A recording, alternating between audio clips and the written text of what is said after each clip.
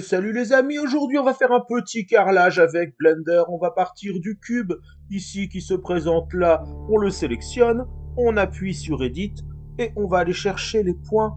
On va supprimer les points qui sont en trop histoire de garder un plan unique. Vous pouvez aussi aller ajouter un plan directement ici. Mais on va voir en se servant de notre cube, puisque apparemment ça plaît à certaines personnes que l'on ne supprime pas ce cube, mais qu'on l'exploite plutôt pour créer des choses. Alors on va faire ça comme ça. Alors comment on va faire pour voir le point et le sélectionner? Le point qui n'est pas visible ici. Hein? Parce que là on voit 3 points, mais on ne peut pas sélectionner le point qui est là. Si je sélectionne de cette façon-là, regardez avec un rectangle de sélection, j'ai 3 points qui sont sélectionnés là, et derrière, j'ai le point ici qui est complètement oublié. Et donc, et si je voudrais le sélectionner ici, je perdrais les points ici. Alors je devrais faire par exemple un shift-clic ici comme ça. Et pour ne pas perdre la précédente sélection, je pourrais faire un shift-clic ici. Shift glisser, clic comme ça. Et puis comme ça, je pourrais avoir tous les points comme ça. Mais il y a une méthode beaucoup plus rapide pour faire ça. C'est tout simplement d'activer ici le X-Ray. Là, j'active ici. Et là, tout de suite, je vois non seulement à l'intérieur de mes objets, mais je peux aussi sélectionner les points qui ne sont pas visibles ici. Donc c'est magnifique. Je sélectionne comme ça ici. Et donc après, j'utilise la touche supprime. Alors on vous dira souvent d'utiliser la touche X. Mais si on utilise la touche X, et ben voilà, on va sélectionner est-ce qu'on supprime les arêtes, les faces, les sommets qui correspondent au point. Mais si j'utilise la touche supprime directement, et ben j'ai exactement la même chose. Alors, touche plus rapide, c'est beaucoup plus simple et rapide de se souvenir qu'il faut utiliser la touche supprime plutôt que de retenir un millier de raccourcis. Touche supprime, c'est logique, ça supprime. Donc je choisis les sommets et je me retrouve qu'avec un unique plan ici. Mais le souci, c'est que j'aimerais bien placer mon plan proprement sur ma grille ici. Comment je vais faire? Parce que le centre, ici, reste au centre de mon précédent cube.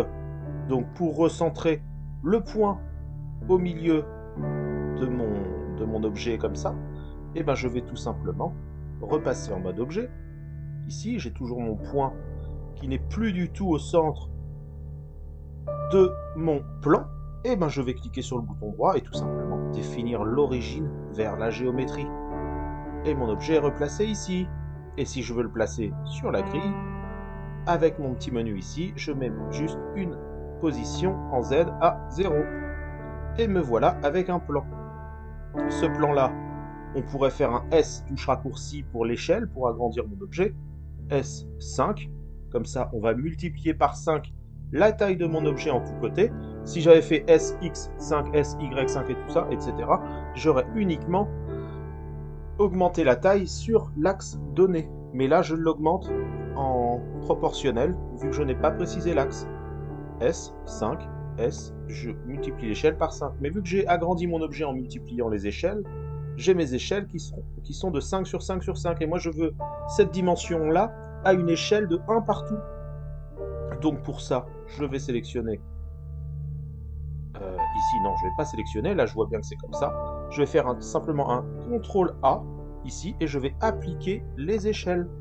Comme ça, mes échelles reviennent de 1 sur 1 sur 1, donc des échelles normales, on va dire, alors que j'ai toujours mes nouvelles dimensions. Ce qui va être beaucoup plus pratique pour tout ce qui concerne les modificateurs que j'ajouterai dessus. Tout ça, parce que si on a des échelles qui ne sont pas proportionnelles, etc., tous les modificateurs vont suivre ces échelles-là et vont pouvoir avoir des déformations qui ne sont pas du tout souhaitées. Mais ce n'est pas le sujet de ce tuto, c'est juste un petit rappel. Alors, on va aller très très vite pour faire notre petit carrelage. C'est très simple. Ici, dans les textures, c'est là qu'on va créer une texture. Donc, par défaut, on a déjà une texture comme ça. Sauf que cette fois-ci, la texture, je vais cliquer ici pour mon type de surface. Je vais choisir.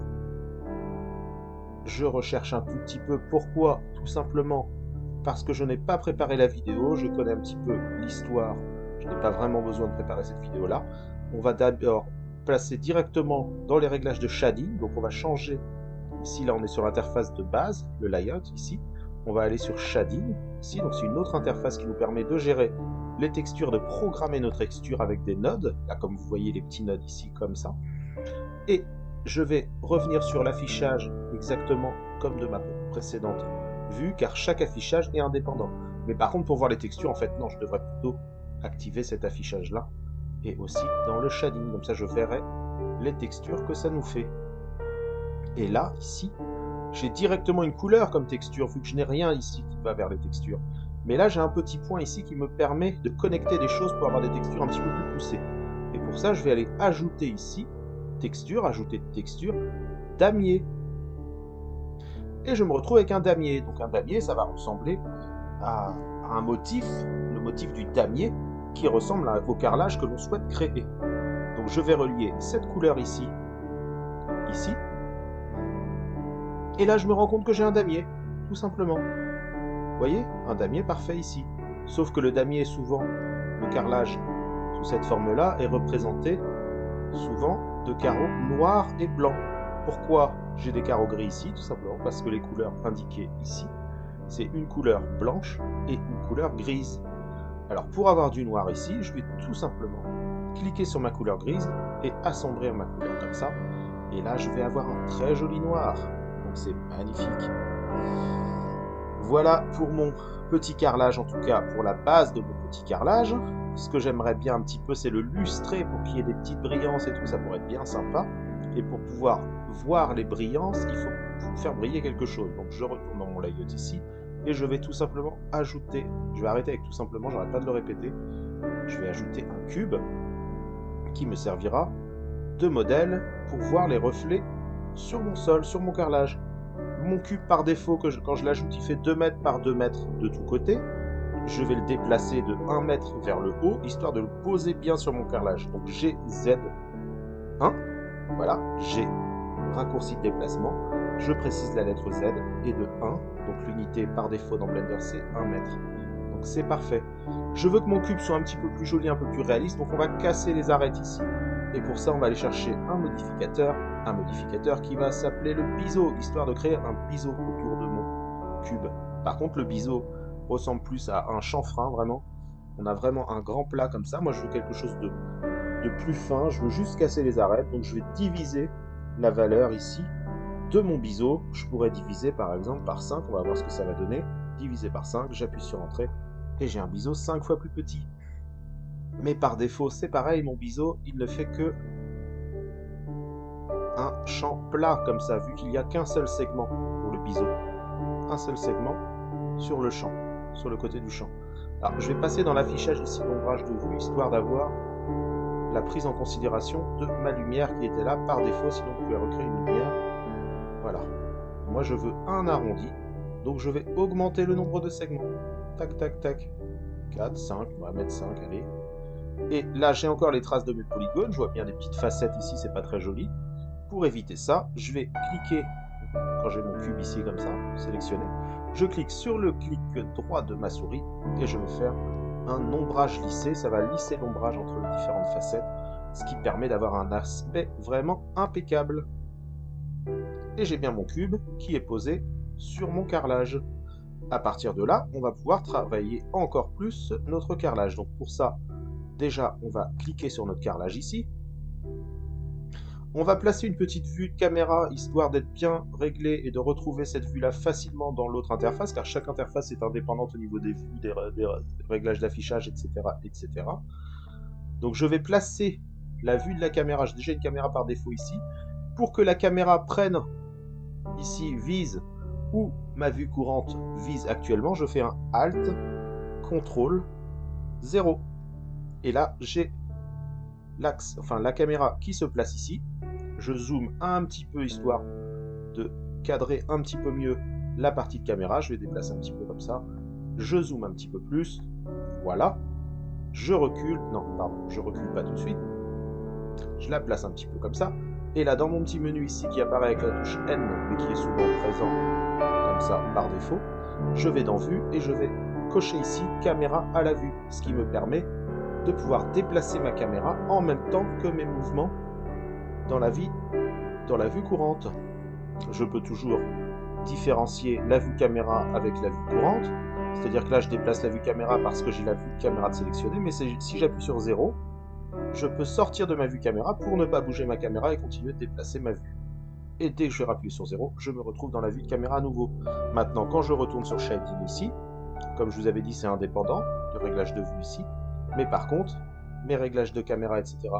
sont conservés. Donc j'appuie sur 0 et je retourne dans la vue caméra. Et j'ai une vue caméra comme j'ai dans l'autre vue. Par contre, je vais la régler un petit peu comme ça. Et il faut que j'active aussi dans cette interface-là le caméra tout vu. Ici, caméra à la vue. Tac, voilà. Comme ça, quand je déplace ma vue, maintenant, je déplace aussi la vue de caméra. Et voilà. On va pouvoir travailler le carrelage et voir un petit peu tous les reflets que ça va faire. Et puis c'est pareil, je vais activer ma vue d'ombrage aussi dans cette interface-là, car les interfaces sont indépendantes les unes des autres. Regardez, si je prends encore une autre interface, j'ai pas du tout les mêmes réglages de vue. Donc je retourne dans Shading, j'ai réglé bien comme ça, et ça c'est parfait. Je veux conserver la sélection de mon carrelage ici, de ma zone de carrelage, mais je ne veux pas être gêné par toutes les, comme ça, les liserés ici, tout ça de l'interface. Je peux tout simplement les désactiver, c'est-à-dire je conserverai la sélection de mon carrelage, je sélectionne bien le carrelage, et si je clique ici, je désactive toute gêne d'affichage, et je peux réactiver en cliquant dessus, et ainsi de suite. Je peux permuter entre les affichages d'aide à la réalisation et l'affichage beaucoup plus propre pour voir ce que ça va donner par la suite. Donc je reviens là-dessus, j'ai mon carrelage ici, donc très très simple, texture damier, je choisis la couleur et je peux même changer la taille de mon carrelage, ici avec l'échelle si je veux un carrelage beaucoup plus fourni comme ça, ou alors des carreaux beaucoup plus grands. Je vais faire un CTRL Z pour annuler ma précédente action, moi je vais conserver le carrelage comme ça par défaut, de 2 mètres par 2 mètres au niveau des carreaux, ce sera très bien pour notre exemple. Et voilà. Maintenant, si je veux régler la brillance de mon carrelage, c'est pour ça que je suis arrivé dans une vue qui prend en compte mes lumières, etc. pour bien voir l'effet que ça va donner, je vais ici dans la partie rugosité, et si j'augmente la rugosité, le carrelage devient de plus en plus rugueux. Si je réduis, on va avoir de la brillance qui va venir. On s'en rend pas trop compte comme ça. Par contre, si je me déplace ici, comme ça, je vois bien que la rugosité change la brillance de mon carrelage, jusqu'à devenir parfaitement brillant ici. Moi, je vais mettre très légèrement de la rugosité. Pourquoi je ne vois pas plus d'effets de réflexion, etc., etc. Je retourne ici dans Layout. J'ai la même vue parce que je déplaçais la caméra. Vous avez remarqué, quand j'étais dans Shading, j'ai la caméra de sélectionner, donc je déplace la caméra. Ce qui fait que vu que j'ai une vue de caméra ici, le changement se fait aussi ici. Alors que pour la vue courante, ça reste lié à l'interface. Alors, pour voir un petit peu tout ça au mieux, c'est pareil, je peux désactiver, activer comme ça, je vais désactiver, et je sais que j'ai mon sol de, je vais le renommer sol d'ailleurs, de sélectionner. Je vais ici, et on va activer des choses. Donc on est sur le moteur de rendu Eevee, mais on peut activer l'occlusion ambiante. Donc là, ça va pas changer grand chose, en fait, ça va nous améliorer un petit peu les ombres, par contre, mais pas complètement encore, on peut faire beaucoup mieux. Vous voyez que les ombres sont un petit peu plus marquées ici dans les zones qui sont plus proches. On peut activer les réflexions de l'espace d'écran, et c'est là, tout de suite, que le reflet va arriver. Tac. Et voilà, là je vois la brillance de mon carrelage. Je vois beaucoup plus l'effet que ça donne, car j'ai le reflet de mon cube qui se fait dedans. Et si je retourne dans Shading ici, et je règle la rugosité, je peux régler cet aspect-là beaucoup plus facilement. Je retourne ici. Alors si je veux arriver vraiment vers un aspect jusqu'à du miroir, je peux augmenter la partie métallique, côté métallique de mon carrelage. Vous voyez, plus j'augmente le métallique et que je réduis la rugosité, plus j'arrive vers un aspect miroir. Alors là, on ne le voit pas complètement parce qu'on est sur une texture quand même de damier. Mais là, vous voyez, vous pouvez accentuer aussi les choses de cette façon-là. Si je réduis le métallique. Par contre, le fait de rajouter un côté métallique à mon sol va faire que je vais l'assombrir aussi en même temps. Et lui donner un aspect métal, bien sûr. On va laisser comme ça. On va le mettre légèrement métallique, comme ça. Et la rugosité au plus bas. Voilà, on est pas mal. Ce qu'on peut faire aussi, c'est réduire le spéculaire. Vous voyez, on a une espèce de... Comment dire? Si on réduit le spéculaire, notre carrelage va être... Le contraste va se faire beaucoup mieux. En fait, le spéculaire, c'est la lumière qui se plaque un petit peu au niveau de ma texture. Donc, je réduis le spéculaire, vous voyez. là, tout de suite, le noir, il devient vraiment parfaitement noir. Et d'ailleurs, on perd aussi la réflexion parce que la spécularité fait qu'il y a moins la lumière qui s'engouffre sur la surface. Donc on perd une partie de la réflexion. Ça reste dans le blanc ici, voilà. Le spéculaire, on va juste réduire un petit peu. On va laisser comme ça. Et c'est pas mal. Voilà pour mon carrelage. Petite chose, alors on pourrait aller beaucoup plus loin. On reste sur un carrelage simple comme ça. On pourrait créer des choses beaucoup plus poussées. Mais je vais quand même vous montrer un petit moyen actuellement pour faire de l'aspérité un petit peu sur ma surface et donner un petit peu plus de réalisme.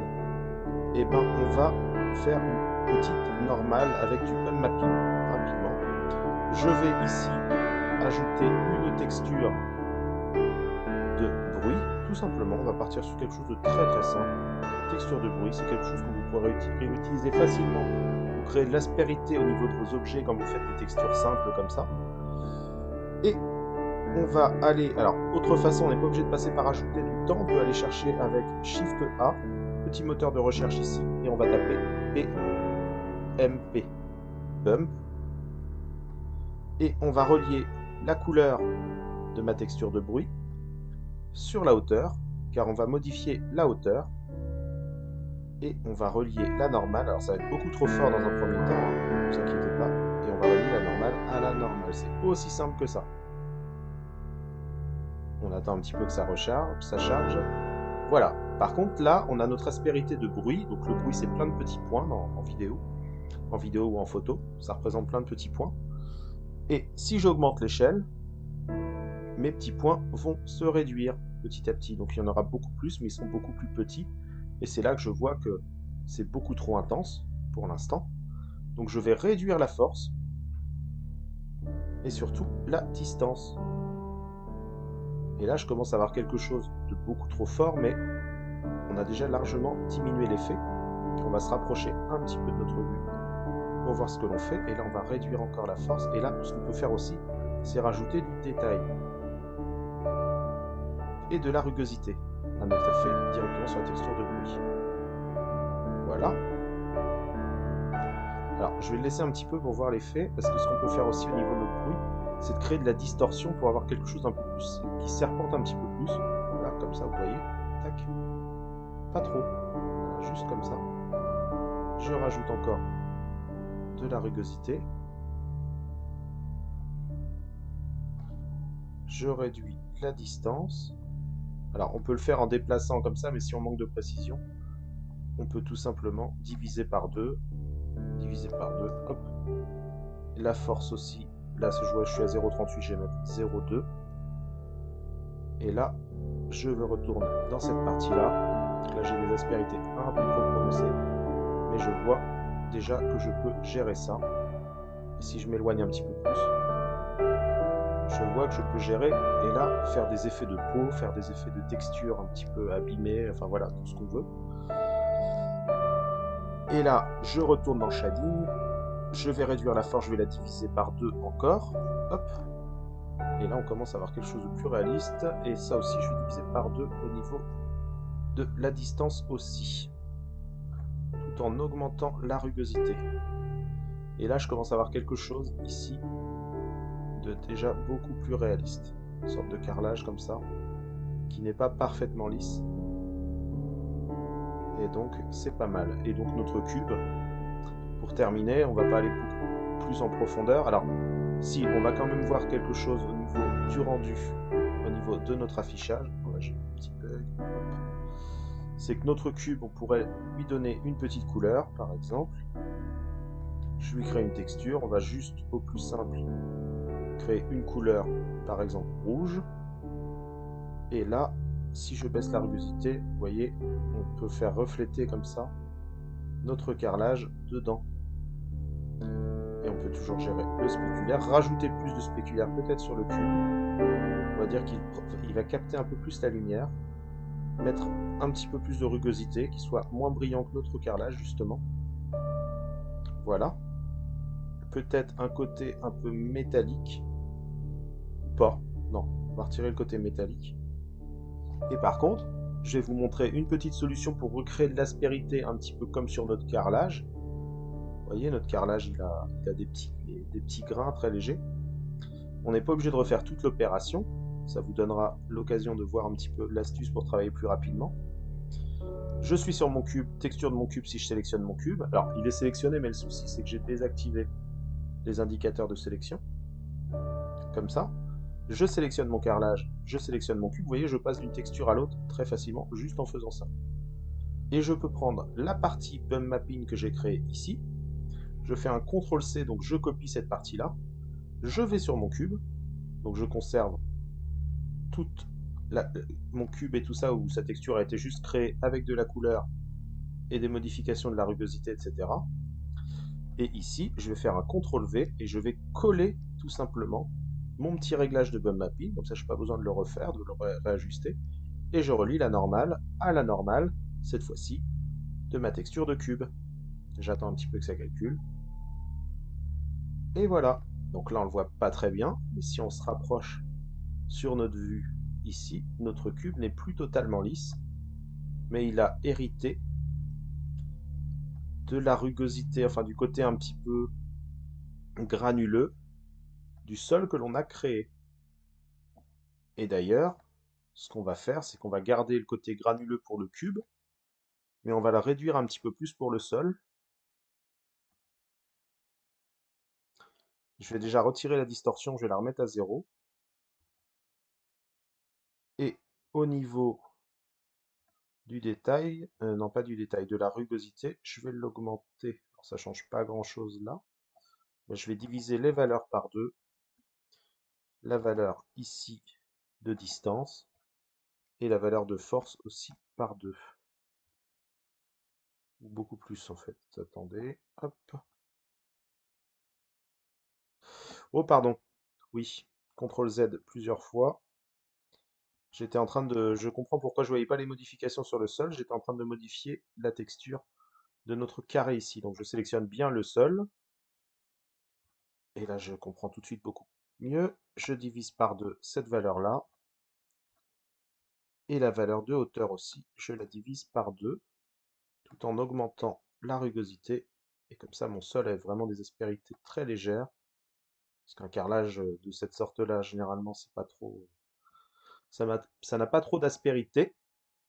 Et là, voilà.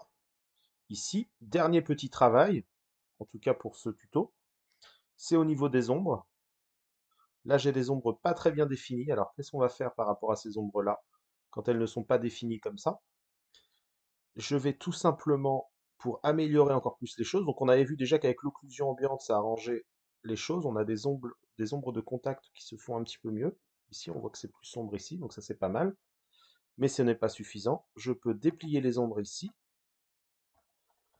Et je vais activer le High Bit Depth. Hop.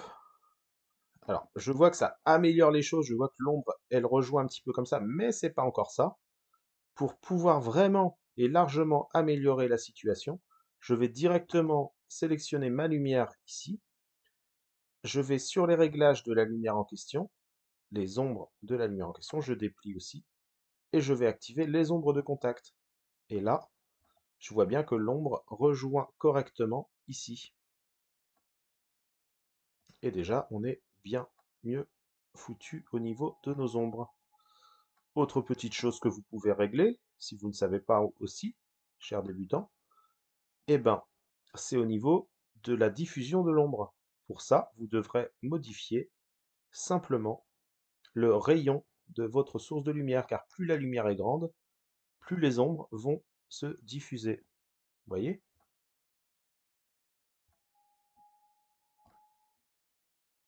Et si je réduis, j'ai des ombres extrêmement découpées, comme ça. Donc on va augmenter la diffusion. On va mettre 2 mètres, c'est-à-dire que la source de lumière est de 2 mètres. C'est-à-dire que c'est comme s'il y avait un petit nuage léger entre la lumière et ici. Et à partir de là, qu'est-ce que l'on pourrait faire aussi? C'est si vous voulez, vous pouvez aussi passer votre moteur de rendu Eevee en moteur Cycle. Et là, vous allez gagner largement en qualité. Et sélectionnez toujours les calculs GPU. Voilà. Et là, on va rester dans la vue courante, donc on va activer aussi le débruitage. C'est-à-dire que là, ça calcule les échantillons, mais on a un effet de bruit parce qu'on a un calcul de la lumière qui est différent. Et là, si j'active le débruitage, tout en attendant le calcul, on a vraiment quelque chose au niveau des ombres, au niveau de tout l'éclairage, etc., de bien meilleure qualité. Et pour finir, on pourrait tout simplement changer le fond, si vous voulez voir ça, pour ceux qui ne connaissent pas aussi. Vous changez tout simplement la couleur du fond, pour une couleur noire par exemple, ou une couleur plus claire.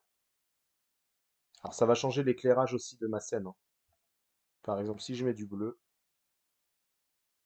ça va être assez joli comme ça. Hop, et voilà. Donc voilà pour cette partie-là. J'espère que j'ai aidé pas mal de débutants ou de personnes qui ne connaîtraient pas certaines choses de cette vidéo-là. J'espère que ça vous est utile et merci. Si vous voulez d'autres vidéos du genre et me proposer des choses, n'hésitez pas à poster des commentaires, ne serait-ce que pour me remercier ou demander d'autres vidéos. Et activez la petite cloche pour être au courant des nouvelles vidéos. Abonnez-vous et je vous dis à très très bientôt. On a dépassé les 1100 abonnés et donc j'ai hâte de vous retrouver pour la suite car je vais reprendre sérieusement les vidéos, vous en proposer régulièrement, mais tout ça ne pourra se faire uniquement avec votre consentement. Et votre consentement, entre guillemets, c'est les likes, les commentaires et votre soutien. Et c'est comme ça qu'on pourra faire grandir la chaîne. Et vous me motiverez ainsi à créer beaucoup plus de contenu et de meilleure qualité. Donc je vous dis à très bientôt. Ciao.